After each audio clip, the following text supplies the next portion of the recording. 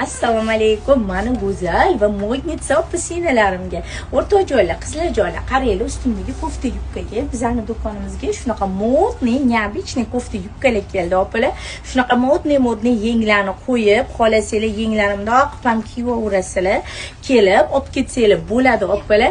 Ketib, men rasvetkalarni ko'rsatib o'taman. Opajoylarimiz mana shunaqa neobichniy rasvetkada, neobichniy fasollarda yubkalarimizni rezinkalarini ko'ryapsiz. Salbalardan ko'rsangiz ko'raylik.